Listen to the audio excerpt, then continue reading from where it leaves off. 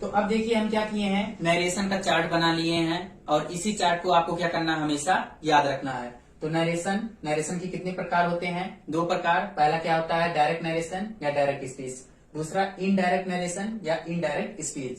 और direct narration के कितने भाग होते हैं, 2 भाग होते हैं, रिपोर्टिंग वर्ब या रिपोर्टिंग स्पीच। दूसरा क्या होता है, रिपोर्टेड स्पीच। तो ये सब क्या है, नरेशन का एक छोटा सा चार्ट है। इसको आप क्या करिए, हमेशा याद रखिए। और मैं आपको आगे बताता हूँ कि नरेशन क्या होता है, नरेशन के जो प्रकार होते हैं, मतलब डायरेक्ट नरेशन को क्या कहते हैं, इनडायरेक्ट नरेशन को क्या कहते हैं, रिपोर्टिंग वर्ब को क्या कहते हैं और रिपोर्टेड स्पीच को क्या कहते हैं। तो वीडियो स्टार्ट करने से पहले यदि आप हमारे चैनल पे नए हैं तो चैनल को लाइक और सब्सक्राइब और कमेंट करना ना भूलें, और चैनल को जरूर सब्सक्राइब करें और चैनल को ज्यादा से ज्यादा शेयर करें, जिससे बाकी बच्चे स्टूडेंट को इस चैनल के माध्यम से और इस वीडियो के माध्यम से उन सभी को ज्यादा से ज्यादा बेनिफिट मिल सके। तो गाइस हम आगे बढ़ते हैं। तो अब देखिए हम क्या किए हैं, लिख लिए नरेशन। मतलब नरेशन किसे कहते हैं, नरेशन क्या होते हैं, नरेशन से आप क्या समझते हैं। तो यहाँ पर देखिए क्या है, नरेशन शब्द का शाब्दिक अर्थ कथन होता है। अगर आपसे कोई पूछे नरेशन शब्द का शाब्दिक अर्थ क्या होता है, कथन होता है। इस शब्द की उत्पत्ति लैटिन भाषा के नरेट शब्द से हुई है। अगर आपसे कोई पूछे मतलब नरेशन शब्द का उत्पत्ति कहाँ से हुई है, लैटिन भाषा के नरेट शब्द से हुई है। इसके बाद जिसका शाब्दिक अर्थ कहना या टू से होता है। अगर इसका अर्थ पूछे कोई, मतलब नरेट शब्द का अर्थ क्या होता है, तो आप क्या बताएंगे, कहना। तो आपको समझ में आ गया होगा कि नरेशन क्या होता है। नरेशन शब्द का शाब्दिक अर्थ क्या होता है, कथन होता है। इस शब्द की उत्पत्ति लैटिन भाषा के नरेट शब्द से हुई है, जिसका शाब्दिक अर्थ होता है कहना या टू से। इसके बाद टाइप्स ऑफ नरेशन। तो नरेशन कितने प्रकार के होते हैं, 2 प्रकार के। पहला डायरेक्ट नरेशन या डायरेक्ट स्पीच। दूसरा इनडायरेक्ट नरेशन या इनडायरेक्ट स्पीच। यहाँ पर आप कभी कंफ्यूज मत रहिएगा। अगर आपको डायरेक्ट नरेशन हो गया तो आप इसको कह सकते हो डायरेक्ट स्पीच। अगर आपको कहीं मिला इनडायरेक्ट नरेशन तो आप बोल भी सकते हैं इनडायरेक्ट स्पीच। तो इसके बाद हम देखेंगे डायरेक्ट नरेशन क्या होता है और इनडायरेक्ट नरेशन क्या होता है।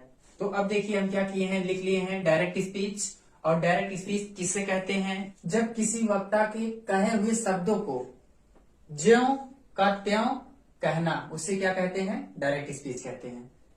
इस लाइन का कहने का मतलब है जब किसी वक्ता के कहे हुए शब्दों का ज्यों का त्यों कहना या तुरंत कहना, उसे हम क्या कहते हैं, डायरेक्ट स्पीच कहते हैं। अब देखिए एग्जाम्पल क्या है और इस एग्जाम्पल से और अच्छी तरह से समझ लेते हैं कि डायरेक्ट स्पीच क्या होती है। तो अब देखिए हम क्या किए हैं, एग्जाम्पल लिख लिए हैं। तो एग्जाम्पल क्या है, Ram said to me I write a letter.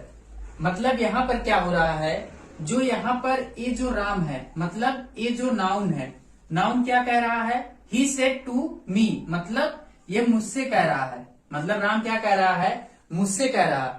और क्या कह रहा है, आई राइट अ लेटर, मतलब मैं एक पत्र लिखता हूं। तो यहाँ पर राम क्या कह रहा है, डायरेक्ट बता रहा है कि मतलब राम जो बोल रहा है, कहने का मतलब है ये जो आपका नाउन है, मतलब जो राम कह रहा है उसको मैं क्या कर रहा हूँ, डायरेक्ट, मतलब जो भी कुछ बोल रहा है उसको मैं क्या कर रहा हूँ, इस तरीके से लिख दे रहा हूँ। मतलब राम क्या कह रहा है, राम सेड टू मी, मतलब राम मुझसे कहा, आई राइट अ लेटर, मतलब मैं एक पत्र लिखता हूँ।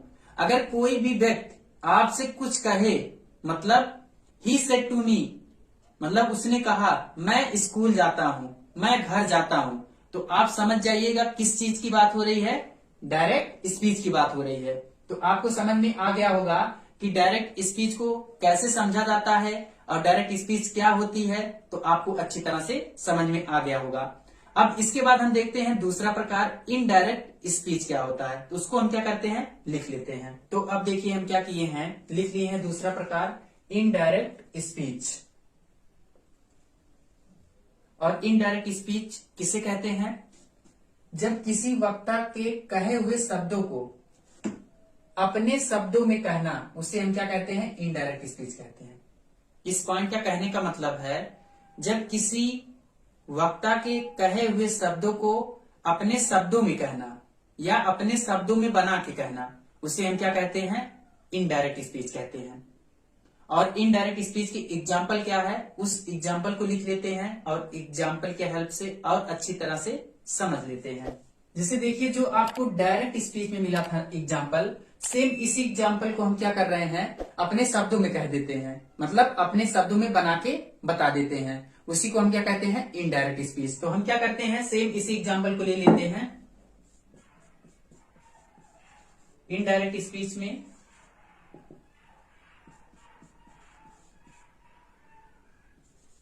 शॉर्ट फॉर्म में इनडायरेक्ट स्पीच लिखे हैं। Ram told me that. तो देखिए हम क्या किए हैं? एग्जाम्पल लिख लिए हैं। Ram told me that he write a letter. अब देखिए, जो यहां पर डायरेक्ट स्पीच में आया था सेंटेंस, उसी सेंटेंस को हम क्या किए हैं? इनडायरेक्ट स्पीच में बना दिए हैं। तो उसको इनडायरेक्ट स्पीच में कैसे चेंज किए हैं? Ram told me that he write a letter. तो इसे हम क्या कहते हैं? इनडायरेक्ट स्पीच का एग्जाम्पल। कि मतलब जब आप डायरेक्ट स्पीच को इनडायरेक्ट स्पीच में बनाएंगे तो वहां पर रिपोर्टिंग वर्ब में भी चेंजिंग होगा और आपका रिपोर्टेड स्पीच में भी चेंजिंग होगा। अभी मैं आपको आगे बताता हूं रिपोर्टिंग वर्ब क्या होती है और रिपोर्टेड स्पीच क्या होता है और कैसे यहाँ पर ये देखिए पर्सन चेंज हुआ है, मैं आपको नेक्स्ट वीडियो में बताऊंगा। बस यहाँ पर आप समझ जाइए, जब हम इनडायरेक्ट स्पीच में किसी भी डायरेक्ट स्पीच के कहे हुए शब्दों को या किसी वक्ता के कहे हुए शब्दों को जब अपने शब्दों में बना के कहते हैं या अपने शब्दों में बोलते हैं, उसे हम क्या कहते हैं? इनडायरेक्ट स्पीच कहते हैं। तो यहाँ तक आप सबको समझ में आ गया होगा। अब हम आगे देखते हैं। डायरेक्ट स्पीच और डायरेक्ट स्पीच के कितने भाग होते हैं? 2 भाग होते हैं। तो उसको हम क्या करते हैं? लिख लेते हैं और अच्छी तरह से समझ लेते हैं। तो यहाँ तक आप सबको क्लियर हो गया होगा और आपको रटने की जरूरत नहीं होगी, केवल आपको समझने की जरूरत होगी। तो उम्मीद करते हैं आप सबको यहाँ तक अच्छी तरह से समझ में आ गया होगा। तो अब देखिए हम क्या किए हैं? लिख लिए हैं डायरेक्ट स्पीच और पार्ट्स ऑफ डायरेक्ट स्पीच, मतलब डायरेक्ट स्पीच के कितने भाग होते हैं। और कभी आप गलती से मत कहिएगा कि डायरेक्ट स्पीच के प्रकार होते हैं। प्रकार नहीं होते हैं, पार्ट होते हैं। पहला पार्ट क्या है? रिपोर्टिंग वर्ब या रिपोर्टिंग स्पीच। दूसरा क्या है? Reported speech. अब हम समझेंगे रिपोर्टिंग वर्ब या रिपोर्टिंग स्पीच किसे कहते हैं। तो हम क्या करते हैं? लिख लेते हैं कि रिपोर्टिंग वर्ब या रिपोर्टिंग स्पीच किसे कहते हैं। इसके बाद हम क्लियर कर लेते हैं कि रिपोर्टिंग वर्ब होती क्या है। तो अब देखिए हम क्या किए हैं? रिपोर्टिंग वर्ब या रिपोर्टिंग स्पीच का डिफिनेशन लिख लिए हैं। तो डिफिनेशन क्या लिखे हैं? डायरेक्ट स्पीच का वह भाग जो इन्वर्टेड कॉमा के बाहर होता है उसे रिपोर्टिंग वर्ब या रिपोर्टिंग स्पीच कहते हैं। तो आपको डिफिनेशन समझ में आ गई होगी। जब आपको डायरेक्ट नरेशन मिलेगा, मतलब डायरेक्ट स्पीच मिलेगा जो इन्वर्टेड कॉमा के बाहर रहेगा, मतलब जो पार्ट, मतलब जो भी सेंटेंस इस इन्वर्टेड कॉमा के बाहर रहेगा, उसे हम क्या कहते हैं? रिपोर्टिंग वर्ब कहते हैं। तो आपको समझ में आ गया होगा। तो इसमें देखिए एग्जाम्पल क्या होता है, इस एग्जाम्पल की हेल्प से समझ लेते हैं। जैसे वही पीछे वाला sentence, Ram said to me I write a letter. तो ये देखिए हम क्या किए हैं? डायरेक्ट स्पीच का एग्जाम्पल लिख लिए हैं। Ram said to me I write a letter. तो यहां पर देखिए जो राम सेड टू मी यहां से लेके यहां तक, ये आपका क्या बता रहा है? रिपोर्टिंग वर्ब, जिसको शॉर्ट फॉर्म में आरबी लिख रहे हैं। तो ये देखिए इन्वर्टेड कॉमा के बाहर है और ये देखिए यहां से लेके यहां तक ये क्या है? इन्वर्टेड कॉमा के अंदर है। तो जो इन्वर्टेड कॉमा के बाहर रहेगा उसे हम क्या कहेंगे? रिपोर्टिंग वर्ब कहेंगे। तो यहां तक आपको समझ में आ गया होगा। तो यहां पर टीचर और कुछ हमारे फ्रेंड क्या करते हैं? एक क्वेश्चन पूछते हैं कि बताओ यहां पर ये जो आपका राम है, तो राम क्या है? तो बहुत से स्टूडेंट को नहीं पता होता है, वो डायरेक्टली क्या कहते हैं, सब्जेक्ट है। देखेंगे वो सीधे क्या कहेंगे, सब्जेक्ट है। और हम सब भी जानते हैं सब्जेक्ट है, बट यहां पर क्या है ये बताइए। तो यहां पर आपका क्या हो जाएगा, एक पूरा यहां से यहां तक आपको अभी बताया गया क्या है, रिपोर्टिंग वर्ब।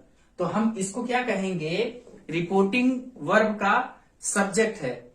कैसे कहेंगे, डायरेक्ट स्पीच के जो पार्ट होता है रिपोर्टिंग वर्ब, और रिपोर्टिंग वर्ब में ये सब्जेक्ट का काम कर रहा है। तो यहां तक आपको क्लियर हो गया होगा। तो आप सब्जेक्ट मत डायरेक्ट कहिएगा, आपको क्या बोलना है, उसी के साथ आप जोड़ लीजिएगा रिपोर्टिंग वर्ब का ये सब्जेक्ट है, मतलब राम क्या है, सब्जेक्ट है। तो मैं पूरा नहीं लिख रहा हूं, तो आप सब समझ सकते हैं रिपोर्टिंग वर्ब का राम क्या है, सब्जेक्ट है।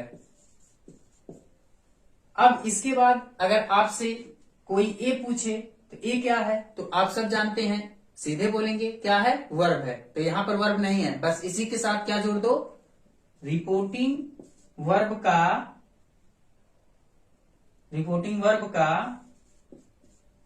सेट क्या है, वर्ब है। क्लियर है। इसके बाद जब इसकी बात आए कि आपका जो मी है, और मी क्या है, ऑब्जेक्ट का काम कर रहा है, तो यहां पर हम क्या बोलेंगे, रिपोर्टिंग वर्ब का मी ऑब्जेक्ट है। तो ये चीज बहुत ही इंपॉर्टेंट है, आप याद रखिएगा। कभी कभी ये चीज ऑप्शनल में भी पूछा जा सकता है, और यहीं से आपका कंपटीशन में भी क्वेश्चन उठ सकता है। और ऐसे इन सभी चीज को जब हमको नहीं पता रहता है, तो हम क्या करते हैं, गलत टिक करके आ जाते हैं, और जिससे हमारा मार्क कम हो जाता है। तो आप याद रखिएगा, यहां पर जो इन्वर्टेड कॉमा के बाहर है, सभी चीज को मैं डिटेल वाइज बता दिया हूं। अगर आपसे ये राम पूछें तो राम क्या है, यहाँ पर रिपोर्टिंग वर्ब का सब्जेक्ट है। और ये आपका सेट टू क्या है, मतलब सेट क्या है, रिपोर्टिंग वर्ब का वर्ब है। इसके बाद मी क्या है, मी यहाँ पर ऑब्जेक्ट का काम कर रहा है, तो यहाँ पर आपका मी ऑब्जेक्ट है किसका, रिपोर्टिंग वर्ब का। तो यहां तक आप सबको क्लियर हो गया होगा कि डायरेक्ट स्पीच का जो फर्स्ट पार्ट है रिपोर्टिंग वर्ब क्या होती है और उसे क्या कहते हैं, आप अच्छी तरह से समझ गए होंगे। तो अब हम आगे देखते हैं दूसरा पार्ट क्या है, रिपोर्टेड स्पीच। तो अब देखिए हम क्या किए हैं, लिख लिए हैं डायरेक्ट स्पीच का दूसरा पार्ट, और दूसरा पार्ट क्या है, रिपोर्टेड स्पीच। और रिपोर्टेड स्पीच की डिफिनेशन क्या होती है, यहाँ पर देखिए डिफिनेशन हम लिखे हैं, डायरेक्ट स्पीच का वह भाग जो इन्वर्टेड कॉमा के अंदर होता है उसे हम क्या कहते हैं, रिपोर्टेड स्पीच कहते हैं। तो यहां से आपको इस लाइन से क्लियर हो गया होगा कि रिपोर्टेड स्पीच किसे कहते हैं, मतलब डायरेक्ट स्पीच का वह भाग जो इन्वर्टेड कॉमा के अंदर रहेगा उसे हम क्या कहेंगे, रिपोर्टेड स्पीच कहेंगे। तो इसके बाद हम क्या करते हैं, एक एग्जाम्पल लिख लेते हैं, और उस एग्जाम्पल के हेल्प से हम समझेंगे कि रिपोर्टेड स्पीच कहां पर है और कैसे पहचानते हैं। याद रखिएगा, जितना भी एग्जाम्पल लेंगे सब डायरेक्ट स्पीच का ही होना चाहिए, और आप इनडायरेक्ट स्पीच का यहां पर मत लीजिएगा, नहीं तो अदरवाइज आपका एग्जाम्पल गलत हो जाएगा। तो यहां तक आपको क्लियर हो गया होगा। तो हम क्या करते हैं, एग्जाम्पल लिख लेते हैं।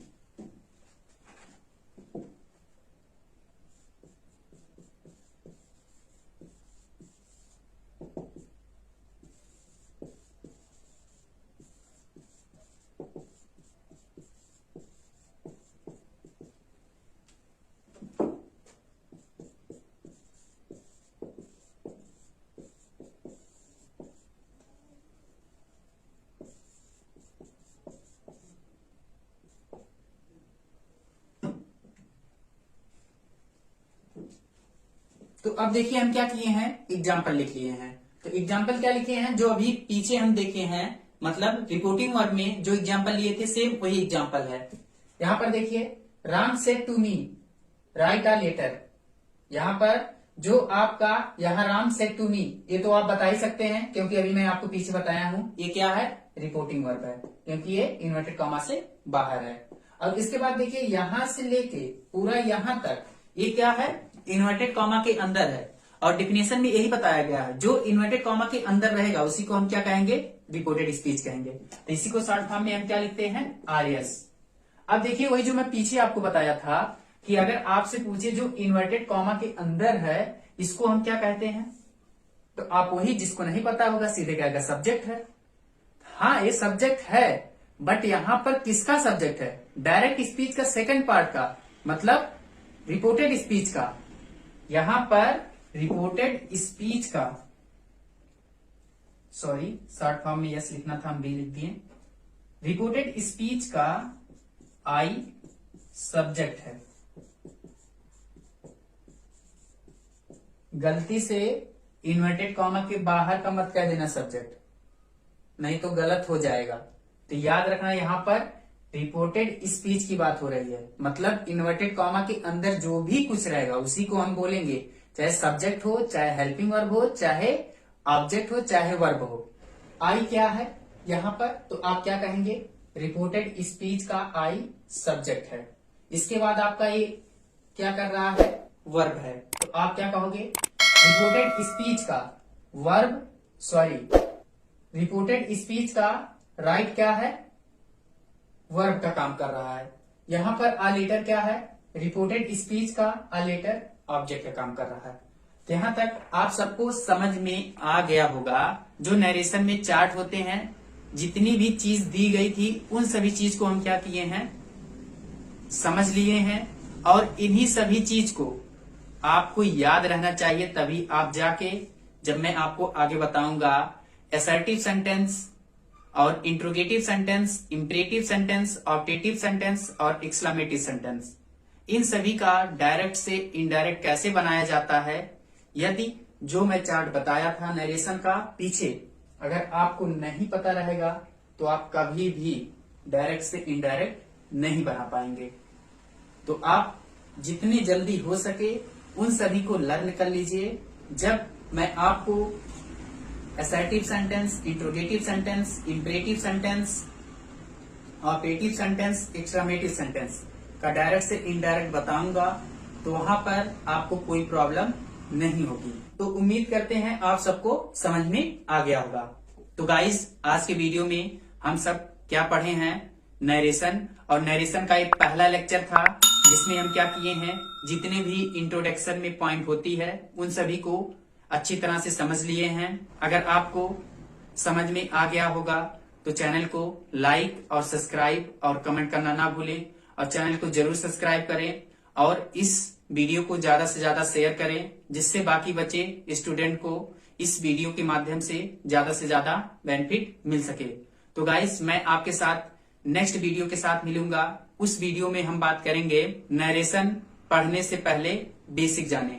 अगर आपको बेसिक नहीं पता रहेगा तो आप कुछ भी नहीं कर पाएंगे, और उसमें मैं आपको ये भी बताऊंगा कैसे सन/123 का यूज करते हैं, जो बहुत ही इंपॉर्टेंट है नरेशन के लिए। थैंक